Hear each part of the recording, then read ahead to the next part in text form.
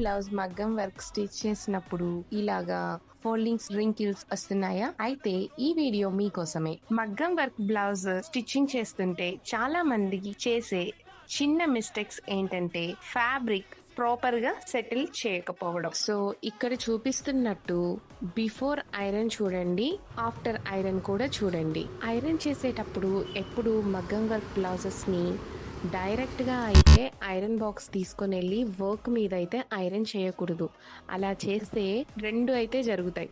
ఒకటి ఏంటంటే అనేది ఆ బీడ్స్ ఏవైతే ఉన్నాయో అవి మెల్ట్ అవుతుంది, అది మెల్ట్ అయ్యే ఛాన్స్ ఉంది. రెండు, ఆ ఫ్యాబ్రిక్ వర్క్ సరౌండింగ్స్ లో రింకిల్స్ అనేది కూడా వస్తాయి. ఆ రింకిల్స్ రాకూడదు అండ్ మన మగ్గం వర్క్ బ్లౌజ్ నీట్ గా రావాలి, విత్ వర్క్ కూడా ఏది స్పాయిల్ అవ్వకుండా రావాలంటే ఇక్కడ నేను చూపిస్తున్నట్టుగా ఒక బెడ్ లాగైతే కింద రెడీ చేసుకోవాలి. అది స్పాంజ్ విత్ క్లాత్ వేసుకొని సెట్ చేసుకుంటే వస్తుంది.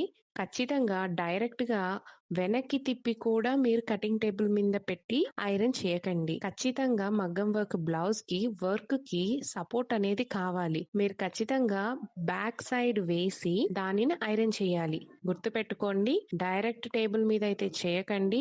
ఆ టేబుల్ మీద చేసేటప్పుడు ఒక లేయర్ ఆఫ్ బెడ్ లాగా దానికి సెట్ చేసుకొని చేయండి. ఆ స్పాంజ్ వలన మీకు ఇలాగా ఐరన్ చేసేటప్పుడు ఆ ఫోల్డింగ్స్ అనేది రాదు.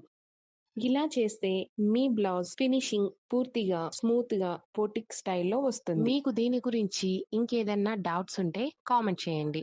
కామెంటర్ రిలేటెడ్ గా నేను వీడియోస్ అయితే తీసి అప్లోడ్ చేస్తాను. ఇలాంటి మరిన్ని స్టిచ్చింగ్ టిప్స్ కోసం నా పేజీని ఫాలో అవ్వండి.